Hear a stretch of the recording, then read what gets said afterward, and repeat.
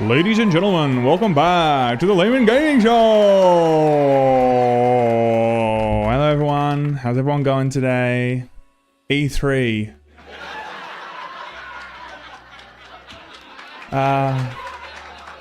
E3, man. That canned laugh actually makes me laugh. Alright man, E3. Not looking good, folks. Not looking good at all. I want to do E3 news today. I want to talk about some other news and also Tears of the Kingdom. I want to watch that with you. I want to be close to you. I just want to watch it with you. I haven't seen it yet. I'm actually very excited to, yeah, just experience it. It's like 10 minutes though, so I might do it later. If you guys want to hang out at the end and watch the Tears of the Kingdom with me, I would love to do that. Should we, when is E4 coming out? And they need E4, they need a complete rebranding. All right, I think I know what you guys want first though. Oh, what does this sound like? Pure bliss.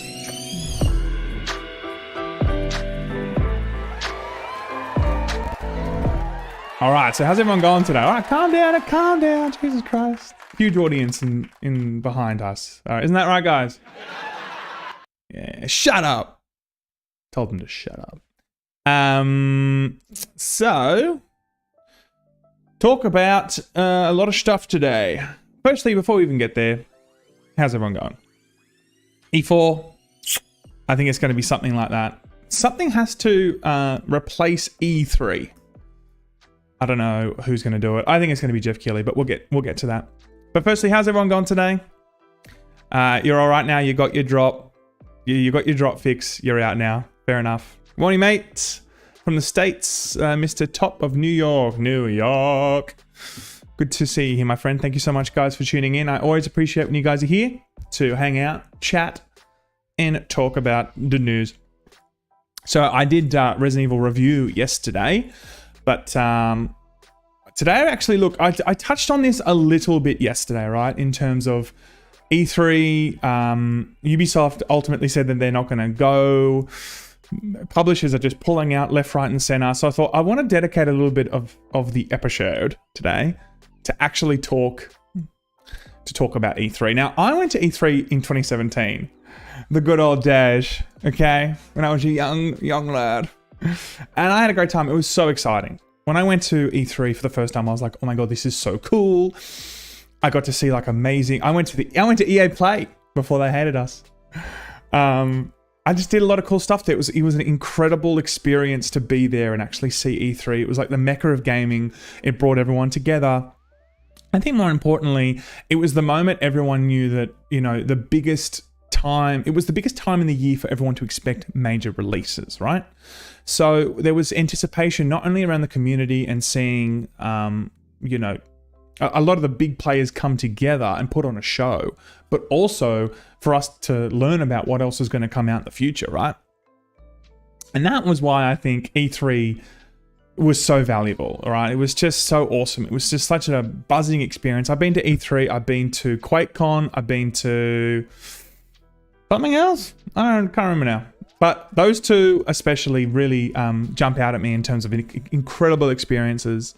And it's a shame to see that E3 is probably over. Now, E3 actually started in 1995. Before that, the first like technology expo that it came from was 1985, and it was called something else. But ultimately, it ended up being called E3, Electronic Entertainment Expo, right? And as we've gone through the years, we've seen it go strength to strength, right? Now, it's gone through its ups and downs, and it's kind of gone through an ebb and flow of letting more people in and then not letting as many people into the expo. It's like been this weird thing throughout the years. But I think E3 really took a turn when we started seeing EA do its own thing. Now, that was a really pivotal moment. E3 lost EA in terms of they had their own compound with their own celebration of their games and their titles and their own presentation. And that was a year. So I went in 2017 and EA did that a year before, right? So that was like, I didn't see the writing on the wall then. I mean, I was pretty new to the whole thing too, you know, but that was the first moment where I think we can look back now and say, you know what? The fabric started to unweave. And then Nintendo, actually, we should also mention Nintendo back in 2013, started to do their own Nintendo Directs, right? but they still had a presence, had a huge presence within E3. Same with Xbox, right? As the years have gone on, they do their thing in the Microsoft theater, but they still have quite a big presence in E3. Now, another major beat in this was when PlayStation in 2018 and 2019 just stepped aside entirely from going to E3 altogether. And I was there for those. I was like, oh my God, that's crazy. Like, they're not going to be here? What? And then the following year when they dipped out again, everyone's like, oh, okay, well, maybe this is just like a trend ongoing, you know? Please subscribe to GameSpot. I'm using their content. They actually did a really good history of E3. This is the thing that's I'm just kind of rolling in the background, guys. I'll put it in the link in the description. Yeah, so look, I think E3 is ultimately now at a tipping point where it's probably going to die. I don't see E3 sticking around now. I'll tell you why. There's a few things, as you guys probably know now. Ubisoft has also now said they're not going to E3. So like, PlayStation's not going, Nintendo's not going, Ubisoft's not going, and that is actually off the back of a lot of other publishers are yet to announce if they're coming, right? So that's why I'm a little bit hesitant to actually name more, because a lot of them haven't officially said that they're not coming or not. Now, this is actually in Feb, right? In the 21st of Feb or so, Ubisoft did come out and say that they were going to attend. They were coming, right? And then all of a sudden, a month later, they're gone. They are gone. I don't know what was the fundamental change that made everyone at Ubisoft higher up being like, nah, we're out. We're done. We're out of here. I think that's kind of crazy. You know, a month, like a lot of planning and time goes into like corporate announcements, and for them to be like in Feb, we're there. Can't wait for it. See you all there. It's going to be huge. Month later, like, actually, you know what? We're out. See you later. I mean, that's strange, right? I don't know what's fundamentally changed so drastically. And on top of that, right, Ubisoft, on top of that, hot off the presses this morning, Sega and Tencent are skipping E3 2023 also. So that's pretty crazy, you know, like we're seeing pretty much everybody get out of this space. And I honestly now foresee that we may see a cancelled E3 2023. I think it's on the cards. No one's going. Like, nobody is going. You know, like, can you imagine that though? Can you imagine E3 3 months before it's supposed to be? Like, COVID was one thing, right? So we should also talk about COVID. COVID was one thing, right? COVID hit. They're like, we got to cancel. Everyone's like, okay, understood. Fair enough. Can't do it. Right? But COVID wasn't the thing, I think, that slowly destroyed E3. It quickly destroyed E3. But it was slowly going to be destroyed anyway. And we'll get to that later, right? But I think that ultimately COVID definitely played its role. But we are seeing now that it's just ramped up. And I don't think we're going to be seeing an E3 this year. I actually don't. And Jason Schreier actually yesterday came out and said, one consistent conversation at GDC last week was, is your company going to E3? No idea. Is it actually going to happen? Who knows? I mean, that's confidence right there. That's when you know it's going to be a big, big show. It's going to be a big disaster. I think the writing's on the wall. I don't think this is going to happen, right? When all the major publishers are doing their own thing, it's just clear that I think that this is going to not only make it to E3 2024. One of my bullet points was there going to be a E3 2024? Is there going to be an E3 2023? That's the real question. I don't think so. All right. Now we are going to see some things. Apparently, we're going to see like maybe a Metal Gear Solid 3 remake, maybe some Silent Hill 2 stuff. Like, there's going to be things that smaller publishers are wanting to still show here.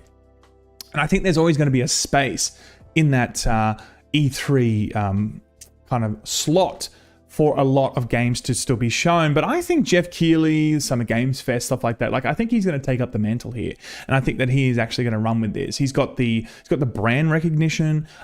He's got the Game Awards, of course. He's just he's in the right position at the right time, I think, to really run with this and reinvigorate what E3 used to be. And I think that in the future, that's the future of E3 here.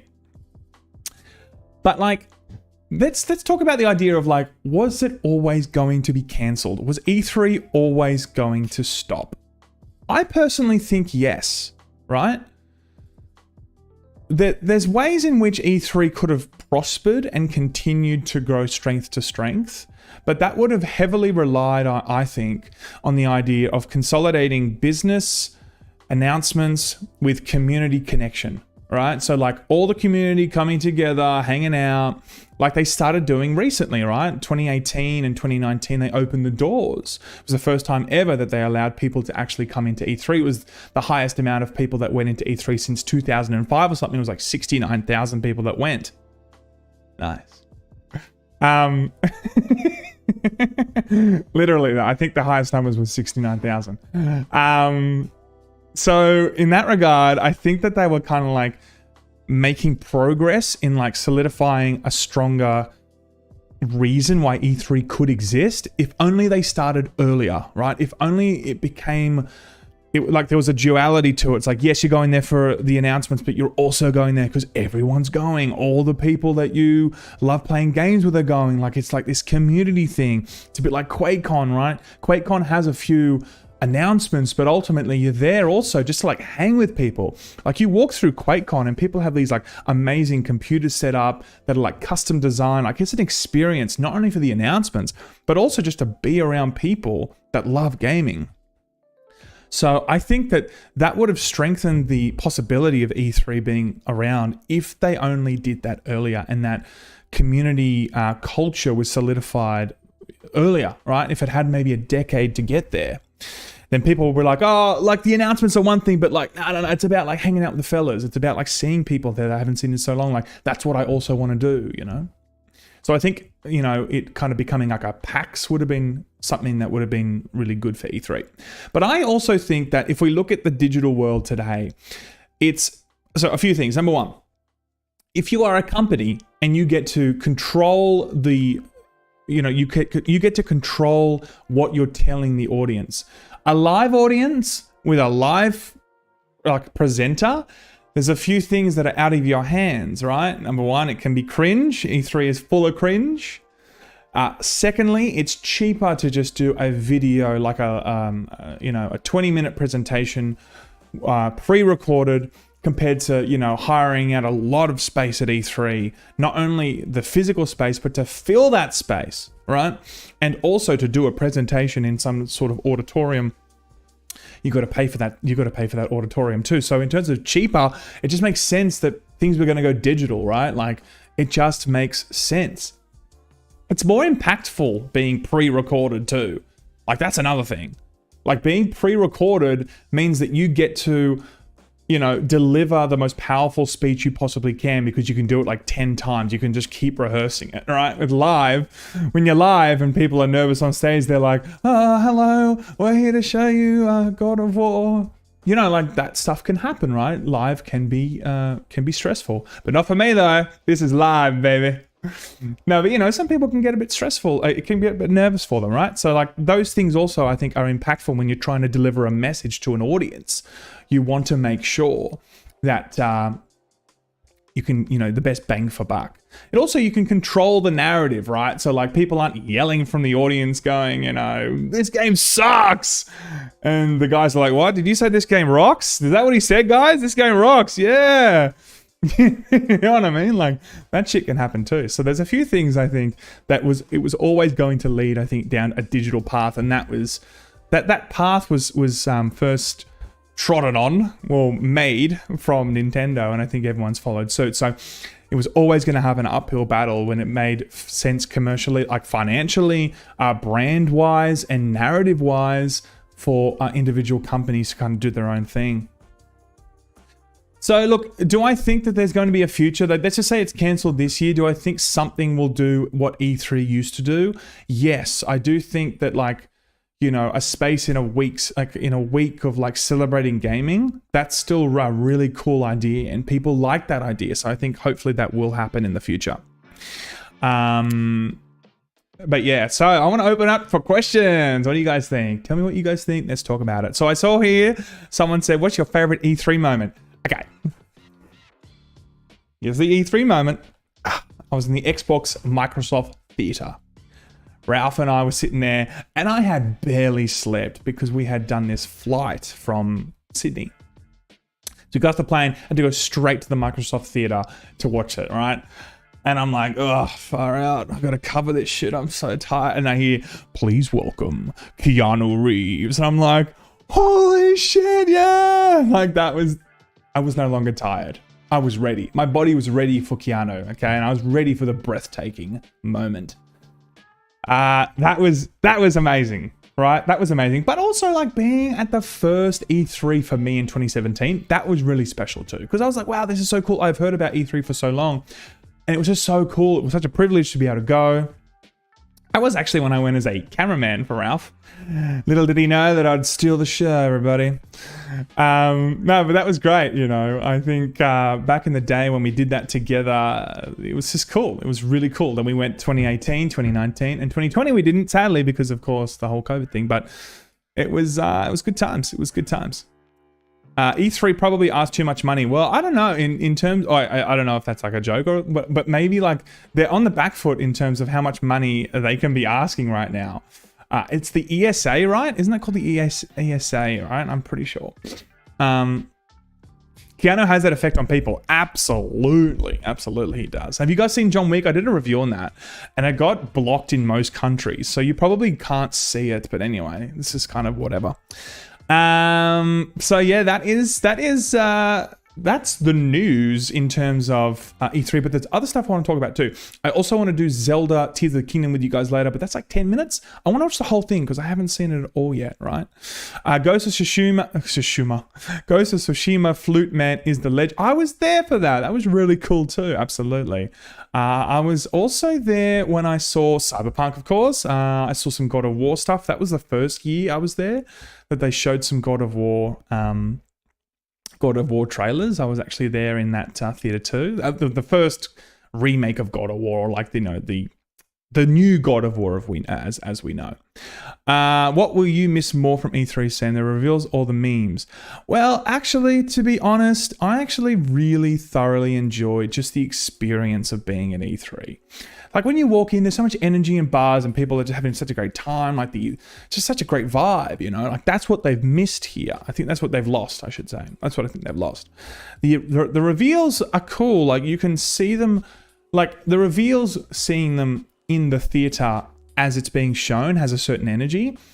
But like watching it on the TV or whatever, like you still get pretty hyped for things. But something that can't be replicated is when you're in, you know, this auditorium, this convention hall, and there's so many sweaty gamers like slipping past you, but like it's a vibe, you know, you're kind of there for it. It's kind of cool, you know. So I love that. Since when have you been back? This is like my 6th show. I came back just for you. I'm glad you're here. He's here now. We can finish up, guys. All right, see you later. Nah, jokes. Sam is the meme, I agree. I am the meme. Okay, you're here just to laugh at me and my stupidity. All right, so what else is going on in the world of video games? All right, Japan Fair Trading Commission clears Microsoft Activision a no risk of substantial lessening of competition in any relevant market. So look, I mean, we're getting a lot of clearances here now, ladies and gentlemen. I feel like as this is going on, this is absolutely going in Microsoft's favor. This is like a domino effect now, right? And as I said yesterday, Citi has come out and said their odds originally was going to be 50% that the Microsoft and Activision deal was going to go through. Now it's been increased to 70%, right? So more and more we're going to see, I think, that this is happening. We're going to see COD on Xbox exclusive in 11 years. Right? That's what's going to happen. And you know what? That's okay. I mean, not really. I mean, some people are going to be angry about that. But like, I mean, in 10 years' time, I mean, who knows? I reckon, look, I reckon Microsoft is going to see that it's so profitable for COD to still be on multiple platforms that they're just going to keep it as it is. But what I do think's okay is like, if PlayStation has so many exclusives, so many amazing titles, so much quality that they're pumping out, and Xbox is so behind in so many ways, the lesser of the two evils is if they purchase additional companies to try and stay as competitive as possible. The overall benefit for the consumer will be that we still have competition between two companies. Otherwise, PlayStation is going to run rampant. But if we do see Call of Duty go onto one platform, that's not cool. I don't think that would be great, but I don't see that happening in 10 years. I think, in 10 years' time, if they do this 10-year deal, I think they're just going to leave that and try and focus on other IP that's hopefully going to make the money through Activision. And on top of that, they're going to continue to keep COD on PlayStation and Switch. Because it's just ensuring that their money has been made from this deal. Anyway, what else is going on? Oh, this is such a rage bait. Look at this. The Witcher producers wanted Henry Cavill out since season 2, as he didn't respect them for being anti-source material. Such a rage bait title, right? And the Critical Drinker, of course, is calling that out. I like the Critical Drinker, actually. He does good shit. But this, Vivek Kumar could have easily done the Witcher producers wanted Henry Cavill to maybe take a seat because they didn't align on the idea that they wanted to go in a separate direction. But no. Didn't respect them for being anti-source material. Okay? They didn't respect him. So get out, Henry Cavill. Microsoft needs to consolidate their vision and drive innovation. Well, the thing about Microsoft is they're kind of on the back foot for the last decade now. As much as innovation would be great, it feels like the major players like PlayStation, to be at the forefront of innovation, I think you've got to be at the forefront, and they're not. They actually, for a glimmer of hope years ago, I thought they were going to be doing that AR, not VR, but AR, and that felt like it was going to be really innovative, right? I thought that was kind of really cool, but they kind of stopped doing that. They kind of put that to the side. Yeah. So interesting. What else? Wii U and 3DS eShops are closing. No. They're closed now, as of today, I think, or yesterday. So that's done. As you guys saw from the completionist, I did that a couple of days ago. He bought every single game possible, $23,000 freedom dollars to purchase every game. It was kind of incredible to do that, actually. My only issue with that is Sony exclusives tend to almost all be fantasy rags or action games. We've not had a good Sony exclusive shooter in ages. I can't think of one at this very minute. But look, again, I think that would be more of an issue if COD was actually going to leave these platforms. In 10 years' time, will COD be gone? Maybe. But Xbox very well may just be looking at the figures and going, it's too profitable for us just to keep COD, that one franchise, and everything else may port over to Xbox, right? And it'll also be on PC, and there'll be other ways that you can play that, right? So maybe COD will be the only thing that they actually keep on multi-platform because it financially makes sense. Who knows, right? Diablo. Now, I want to talk about Diablo only because the beta's over. I thought it was so good. Did you guys play the beta? It officially ended yesterday, I think. I thought it was sick. I'm so excited for this. This is going to be a huge hit, I think. I really think this is going to be a huge hit. If you haven't played it yet, then shame on you. I don't want to talk to you if you haven't played this, all right? Nah, you're banished. Banished. It's coming out on the 6th of the 6th. Very, very good. Of course, it's coming out on the 6th of the 6th, right? Only if it was 2006. Oh, that would have been perfect. Yeah, so that's been done now. So very excited for that. This is something definitely worth checking out. And maybe they'll do another beta. I'm not sure if they will actually, but I hope they do. Have you seen this Elon Musk shit? Dude. Elon Musk, man. Starting April 15th, only verified accounts will be eligible to be in the For You recommendations. This is the only realistic way to address advanced AI bot swarms taking over. It is otherwise a hopeless losing battle. It's hopeless, guys. I don't want the $7 a month because I've lost half my value in my company. I'm thinking about you and the bots. I'm thinking about you and the AI, guys. That's why we're doing this. Ah, God, this is so funny. I am surprised how much this has fallen. I thought that Twitter, Elon taking over, it was going to be a good ride. And look, it has been a good ride. Let's be honest. It's been a great ride. A lot of content that people have made off the back of this, and just going on Twitter in general. There's more of like a fieriness to it in terms of like people are just angry with Elon all the time. But they're just like in general, no one feels like he's done a single good thing yet for Twitter. And I will say actually quickly, if I see anyone with a Twitter blue or something that verified blue, I'm like, come on, man, what are you doing? No, I'm not paying for that shit. No way. Not paying for that shit. AI are taking over, apparently. That's what Elon says. AI will be making our video games in 5 years. I actually agree with that. I think there's going to be a lot of AI made games that could be pretty cool. Do you guys remember seeing that animation that was made with AI and all the animation community just absolutely tore it to shreds? That was hectic, man. I thought it was a pretty good first attempt, but I think that a lot of people were just like worried that I'll just play something in the background. Like they were just worried that you know, AI was going to take a lot of animation jobs, and like that's on the cards, man. I reckon that's a possibility in the future, right? But I think also like if it makes an animator's job easier in some capacities, right? If they're able to fully control the creative process and at the same time it just like fills in the blanks, then maybe that makes the animator's job easier. But I do worry that any sort of AI that's being integrated into the process of animation will slowly but surely take over, right?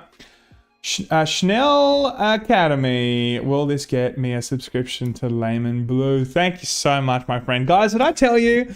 We're doing Laymen Blue, okay? $5 a month, and it's just on your For You page, okay? So, thank you so much. No, I appreciate that, buddy. Thanks so much.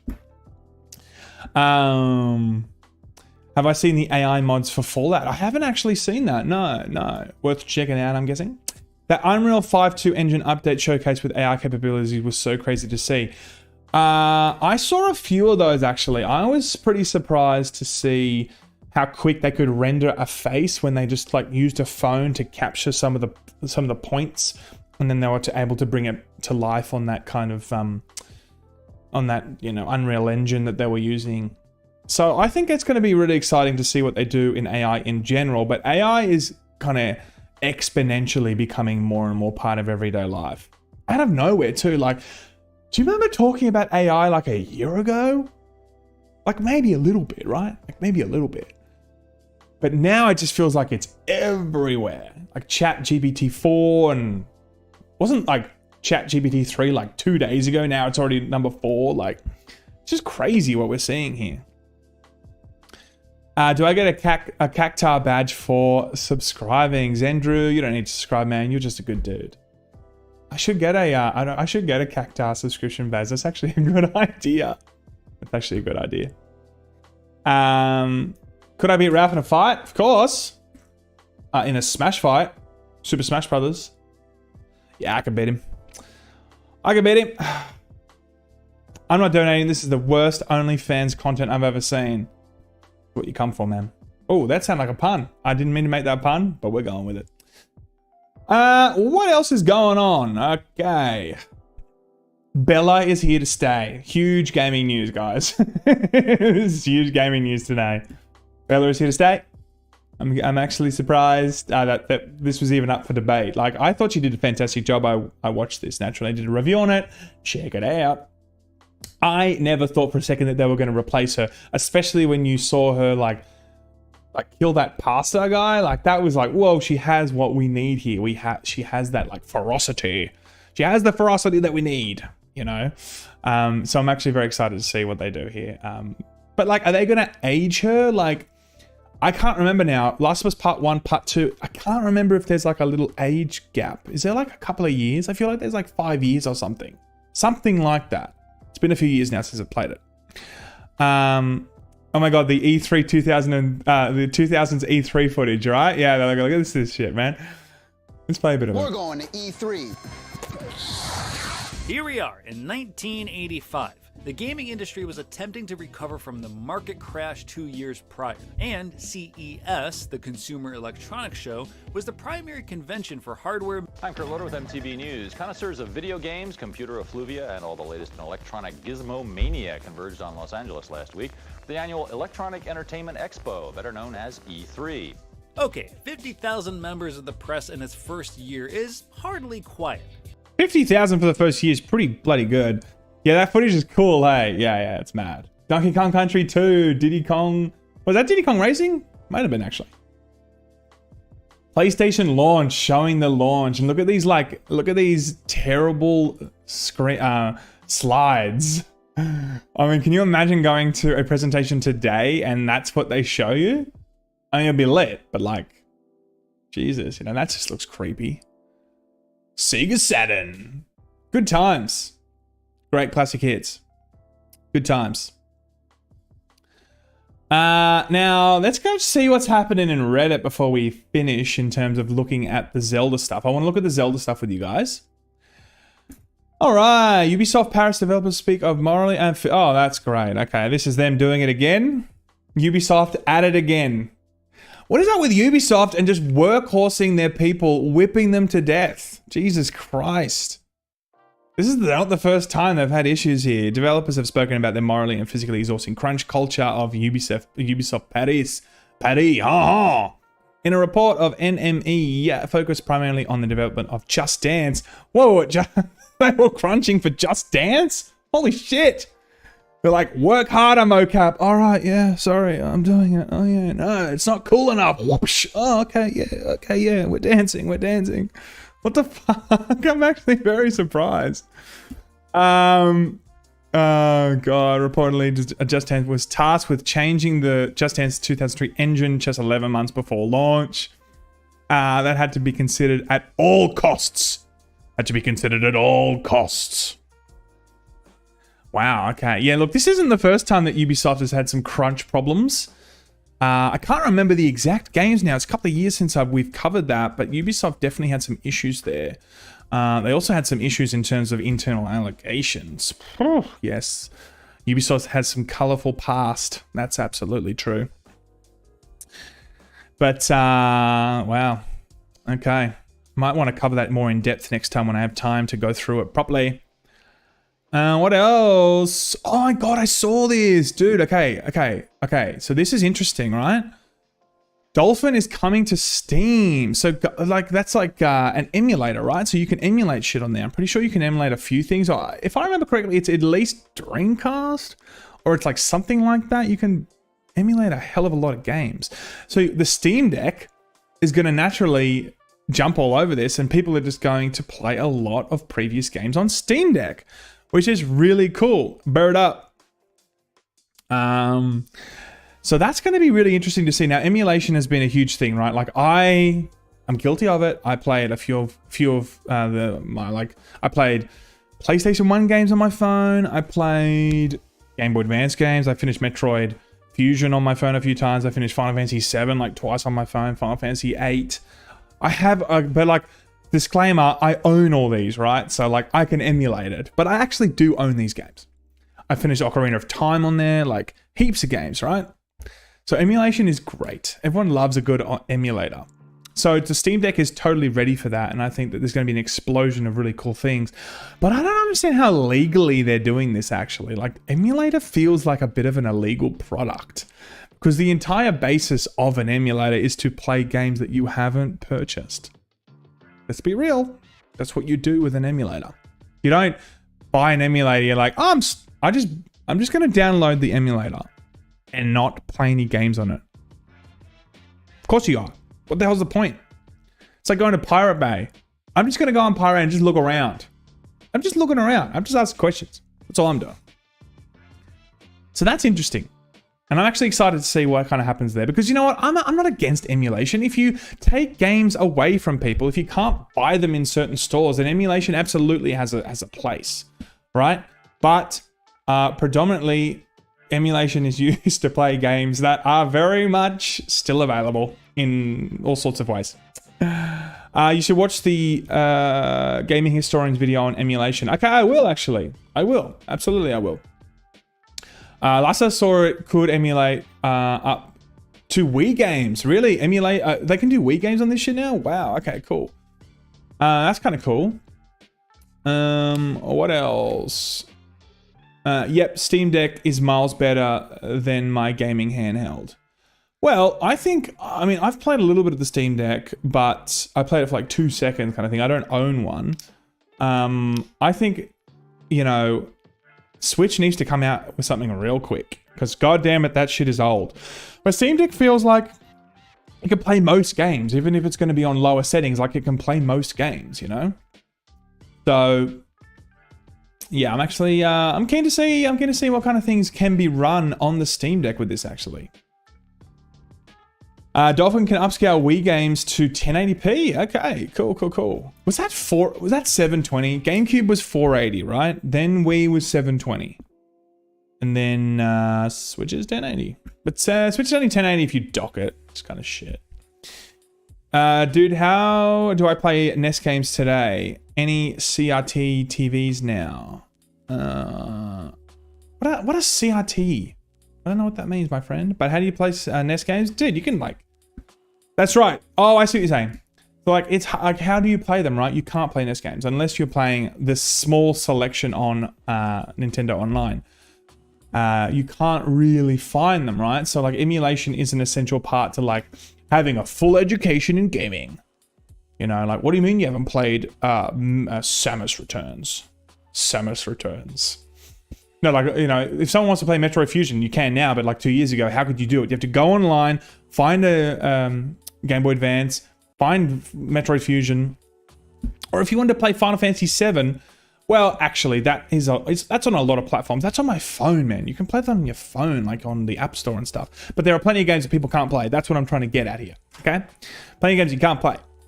What else happening in the world of news? Okay, this is what we're going to watch soon. Is everyone ready for this? Okay, and this is going to be a non-talking section. I'm not going to talk through this. I might make some general commentary, but everyone can watch it with me now. I'm guessing a lot of people have already watched this, but we can watch it together because that's cool. Anything else that we've missed here? Let's just have a quick look. CSGO. Okay, yeah, cool. All right. Oh, the old box TVs. Oh, okay, Zendru. Sorry. Yes, of course. Yes, that's true. Do you need the old school TVs actually if you want to boot up your NES? I see what you're playing. I see what you're saying now. Yes. Happy to see you back, Sam. Happy to see you too, Maddie. Appreciate you and I love you. I love you. Tumbling Worm. How I remember this guy. I remember you too, man. I remember you too. I remember you individually. That person right there. I remember you. Okay. I enjoy my PS Premium Classic catalog. I actually haven't booted that out much. I haven't actually booted that up much at all. You're breathtaking. Oh, look at Keanu. He's such a sexy man. He's such a daddy. He's such a daddy. Samuel, you know how a 200k channel on the side, that's a big D move. You know, you now have a 200. I see. I now have a 200k YouTube channel on the side. Yeah, it's on the side, guys. Whatever. Whatever. It's good to be back, though. It's good to be back. So glad that you're back. I'm so glad to be back too. I like to do this stuff with you guys. I like this format. We talk about a major news or a major something at the beginning, then we just talk about bits and pieces, and then we watch something together and we talk. We hang out. We hang out with our what out. It looks like E3 is finished. This channel aware of it too. Also greetings from Mississippi. Well, I think E3 is finished and greetings to you too. I think E3 is definitely finished. I don't see it really having any sort of real meaningful presence in the future, apart from if it just becomes like a PAX. Sifu came out to stream today. Oh yeah. I don't know. I just don't think E3 is going to be the thing anymore, guys. I really don't see it. But are you guys ready to watch Zelda? Zelda wins. All right, so let's turn this music off so we can just experience this. All right. Hello everyone, I'm Eiji Aonuma, producer of the Legend of Zelda series. Hell yeah. First, I have some news. Development on The Legend of Zelda Tears of the Kingdom is now complete. Oh, hell yeah. All right, so it's ready to Very go. much for waiting. Mad. Many of you are looking forward to this game, and we've released a few trailers so far. Although it'll just be a brief glimpse, I'm going to actually play the game for you all today and show you what it's like. Okay? Okay. Let's begin. I should have used a Pro Controller. Here we Rookie. are in the land of Hyrule. Oh, yeah. Like The Legend of Zelda Breath of the Wild, there's a vast world to explore. Of course, it's not just the same world as is. It's changed in many ways. It doesn't look that much better. I'm just going to throw it out All there. of the changes today, we'll run out of time, so we hope you'll seek them out for yourself when the game launches. In this game, the vast world of Hyrule reaches high into the sky. You'll notice some landmasses floating up there. We call them Sky Islands. You're probably wondering something. How do you get to the Sky Islands when they're so high up? Well, obviously we're wondering that. If we take a look, oh, something's falling from the sky. Do you see it? Oh my god, the I wonder what dinosaurs. that Run. is. Let's head over to it. Oh, that's a lift. Okay. We're No? almost at the spot where the object fell. Okay. Here it is. Okay, let's use one of Link's new abilities. If you do this on the rock that just fell...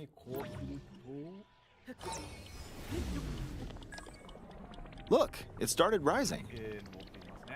This power is known as recall, which rewinds an object's movement. Okay, that's Since I just cool. used recall on the fallen rock, I can now rise into the sky.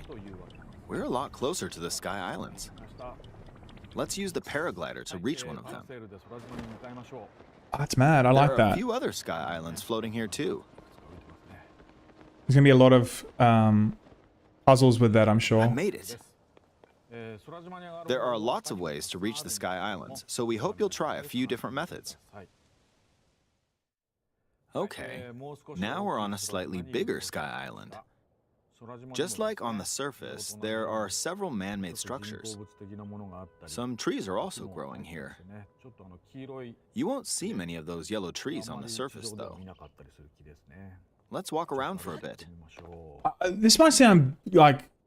I don't think this looks that revolutionary in terms of graphically. There's a branch on the ground. But it's still dealing with When you find Switch, something like right? this, you should pick it up. It might come in handy later. It just looks a bit Let's messy continue. or something. Like the text... I just saw someone say the textures look there. bad. Like, I agree. This is a brand new enemy called a construct. We'll fight it using the branch we just picked up. Oh my god, don't tell me that they have Good, not good. durability Get still. another branch and... Oh my god, I hated durability. That was the shittest thing in this game ever. Moving on. Oh my god. The amount of times things would Now just explored break. more of this Sky Island. Even the Master Sword had to like Expected. Fighting with just a regen. branch won't get us very far. Also, this branch is almost broken. So here's another one of Link's new abilities. If we use this branch and the rock over here, and do this, look, we can stick them together. We created a makeshift hammer. This is called Fuse. You can stick objects together to create new weapons with various effects. Let's take on another construct with this fused weapon. We're dealing with two of them at once.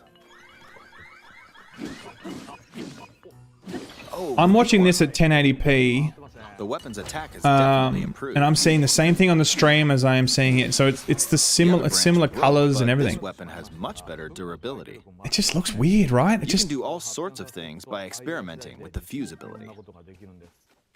You can fuse two weapons, for example. If we take this long stick and fuse it with a pitchfork, we can create a weapon with a much longer attack range. oh yeah, that's kind of cool. With this, we don't have to get too close to enemies, and we can safely attack from a distance.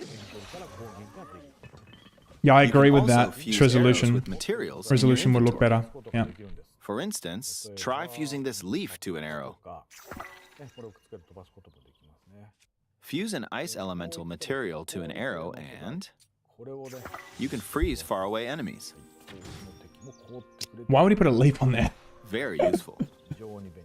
In addition, let's see. Ah, there's a bird flying around. If you're out hunting, you might feel that aiming with an arrow is too difficult. Apparently, my eyes can't track fast-moving objects as of late, so my shots rarely land. So, at times like these, here's an eyeball you can get by defeating monsters. Fuse it to an arrow and... Look, it homed in on the target. Let's try this on another bird. I'll just fire in that general direction. It's very simple. That's cool. Depending on what you stick together, the fuse ability could also be beneficial for hunting. I fused a mushroom to my shield. Now, you're probably wondering if this has any use. Well, this mushroom is actually a puff shroom. Let's fight an enemy with this. That's kind of cool that you can... I blocked with the shield. Ah. Okay, there's smoke now. Okay. The enemy's lost sight of Link, so... attack! That's kind of cool, right? Even if you struggle with combat, you can take down enemies using similar methods. There's heaps of stuff in here, actually, In the that... previous game, you'd usually get powerful weapons by defeating strong enemies. But in this game, fusing even the weakest weapon with something else could turn it into a useful weapon. There are even more gameplay options for sticking things together. Let me demonstrate. Some of the Sky Islands even have rivers. We'll want to cross this one, but swimming across it, well, the river's too wide for that. We need a boat. Of course, there isn't anything that resembles a boat around here. So... Oh, you get to we'll make lift a up this boat. log and Oh. attach it to a second log. Yeah, okay. Let's do one more. We'll bring this over here and attach a third log. The puzzle system in this is going to be mad. I think this is going to be It's a really makeshift cool. Raft. This gonna be is really another cool. new ability called Ultra Hand. Even though the logs are currently attached, they can be detached. Let's modify the shape of the raft. I'm mad. You can always attach things or detach them like this. Oh, wow, Now, okay. if we put this on the water, it's made of wood, so the buoyancy will keep it afloat. We've made a simplified version of a boat. Oh, wow. However, it won't move in its current state, so we'll need something to propel it forward. Your wing glider? Hang glider, what it's called? There's something here. Let's try hitting it. Oh, man. Okay, cool. Oh, wind. It's blowing wind. Looks like we found a fan. Why don't we try attaching it?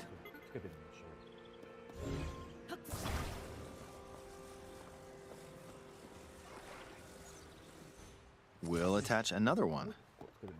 This should make the boat well balanced. That's just really cool. This is Okay, actually... they're attached. I'm really excited to see how many Alright, puzzle let's try systems are moving going the to boat. use so many different things. Hey, it's moving. It's sailing pretty fast with the wind from the fans. Since we added 2 fans, we should be able to cross the river in no time. All right, we reached the other side.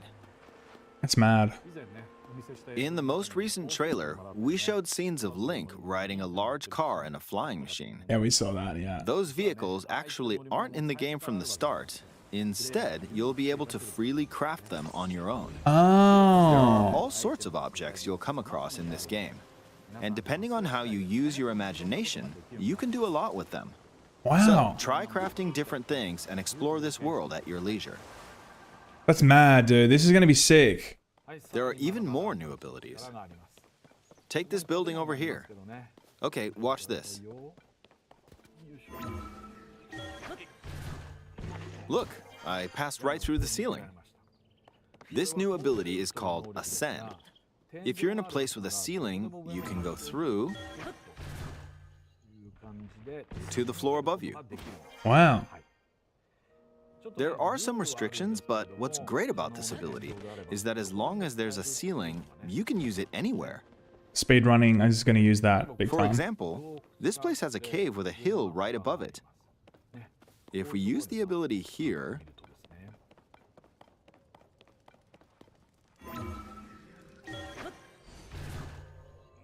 come on, keep going. Okay. Wow, okay. We emerged at the top of the hill. Interesting. In the previous game, you had to use stamina to climb a mountain. But in this game, if there's a mountain with a cave like this one, you can now get to the top without having to climb all the way up. Here's another example. Imagine you're stuck in a cage. If it's got a ceiling, you know what to do, right? Exactly. Oh, there's another construct. When they make a bug, a Seems to be holding a gameplay strange feature. Yeah. Some enemies are equipped with fused weapons, so battles will play out a bit differently from the previous game. This feels like a sandbox almost. Like, you can just do everything and anything in this. This is mad. Looks like it's got some sort of fan. Ah! I got pushed off! Oh well, let's just return to the surface. Wow, look at the loading of that though. You Like, can quickly descend from the sky to the surface like this. It feels so good. it's incredible to see how In the quick sky, that this is you'll be able to loading look though, out like across this the land. area. You know what I You mean? can also Like, search for destinations that pique your interest. Once you've chosen your destination, you can speed things up, like this.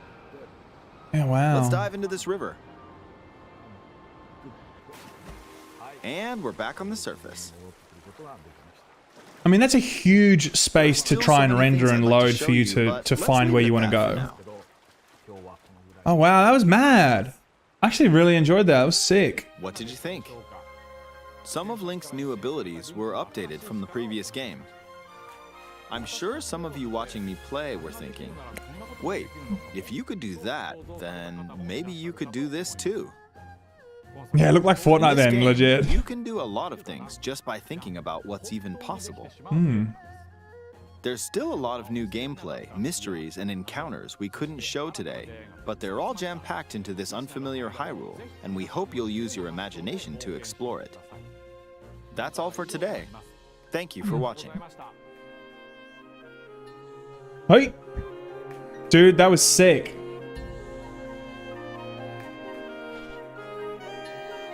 Oh, music's banger too, yeah. Wow. Okay, that was mad. Let's be honest, that was sick. I'm very excited for that. Very excited. Let's put some music back on. Yeah, dude, that's mad. I enjoyed Breath of the Wild. I killed 3 out of the 4 beasts. I got the Master Sword. I did a lot of shit, but you know what? I fought Ganon a couple of times, and I was like, oh, I can't be ICBF right now, and I never actually killed him. So stupid, but I actually explored pretty much. I explored everything pretty much in the game. I went to every corner of that game, and I played about 30 hours, I think, 30 or 35 hours. Like, I played a lot of that game. Best part was dressing up as a sexy woman. Oh yeah. What I like to do on my spare time. It was good fun. Some new gameplay mechanics, same old Breath of the Wild. I think this is kind of definitely leaning on a lot of what made Breath of the Wild, but that's why they called it. Is it Breath of the Wild 2, right? Sorry, Tears of the Kingdom, sorry, but this is like Breath of the Wild 2, like as we know. Aesthetically, the world, it is Breath of the Wild 2. So look, I think this is kind of cool. I'm excited for this. And we'll have to see what happens. I mean, the graphics don't look great, if I had to be honest. But, look. It's a Switch, man. A Switch is 2016 now. Like, it absolutely needs to... we need to bury this thing. It's old. It's ancient. Alright? Switch is just too old now. They absolutely need to be releasing Switch Pro, or whatever they want to call it, the Switch 2. And look, maybe originally they thought that this was going to be on the new on Switch 2 or whatever you want to call it, but they may have had to make some changes, right? But I think aesthetically it just looks a bit weird.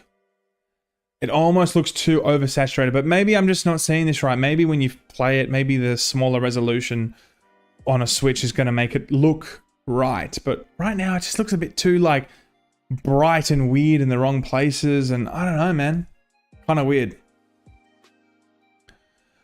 Something had to give to make all this crazy stuff possible. I agree with that, absolutely. I mean, you can't bring out a game like this and it's, you know, and throw so many kind of creative ideas into it and so many kind of sandbox opportunities for people to play, and there's not some sort of you know, effect to the graphics, especially when you are dealing with a Switch. For sure. Can't go saying Tears of the Kingdom. The king still hasn't been coronated. You guys gonna watch the king getting coronated? Is Meghan and Harry getting invited? Oh, gossip. Oh, everyone loves that. My mum loves a good old gossip about the royals. Look, I don't mind a good old gossip about the royals sometimes. You know, you either love Meghan or you hate Meghan. Okay? There's no middle ground. I've never met a single person that are like, yeah, you know, I don't have a dog in the fight. Everyone's like, oh my God, I can't stand her. Or they're like, oh my God, she's been so badly treated. There is no middle ground. There's absolutely no middle ground. Yeah, so when is the coronation? It's like April or something. I'm excited to see how it goes down. Did you guys read the Heir and the Spare book, whatever it's called? I didn't read it, but I did hear about that oscillating, which I probably can't put on stream because I'll be demonetized. Oh my God. We all heard the oscillating extremely sensitive, borderline traumatized, that part. Everyone heard that. You either love her or hate her or think she's just okay. There is no person that thinks she's just okay. From my experience, like I don't really care, right? I don't care enough. But I'm an anomaly. Most people are like, oh my God, I hate her. Oh my God, she's the best. Yeah, so yeah, Alicia, she did watch the, she did read the book. She did read the book. Here for the royal gossip. Yeah, we love a bit of raw gossip. Absolutely. Bro, that book is Harry fanfic. Fan fiction. Well, I think, guys, that we might call it a day. We might call it a day. It's been a wonderful hour stream with the fellas and the ladies. Thank you so much, guys, for tuning in. We missed anything else in the gaming world before we finish for the day, but I appreciate you. Just to wrap it up, I do think that I think E3 is over. I don't think it's coming back, people. So that was the major thing that we covered today. E3 is probably done and dusted. I reckon in the next 2 to 3 weeks, we're going to see something, some sort of announcement from E3 going, due to bullshit reasons, we can't go ahead with E3. But really, no one's coming. There's no support, and no one wants to be there. All the major consoles and developers are just not coming. It's not really a thing anymore, sadly. But great stream. Thank you, Alicia. Aren't you nice? Laymen Gaming is back. Strong. Young out. The gaming industry is dying. Nah, I think the gaming industry is going to be fine. But the gaming industry regarding E3 is dying. Absolutely. Love you, Sam. Love you too, Omar. E3 may not be back, but our Layman boy is. Thank you very much. That's very sweet of you. Very sweet of you. It's nice to see you back. Keep it up, please. I like these daily streams, man. I might do some more daily streams. All right, guys. Well, you guys have a lovely day or a lovely evening. In case I don't see you, good afternoon, good evening, and good night. And I'll see you guys very soon with some more news. I actually want to do Jedi Survivor when it comes out next month or whatever. There's a few other games that I want to play and actually talk about. I kind of wish I did a Dead Space review now because I thoroughly enjoyed that, but it is a little bit late for that. Or is it? Maybe. All right, guys, you have a lovely day, and I will see you guys next time. Laymen out.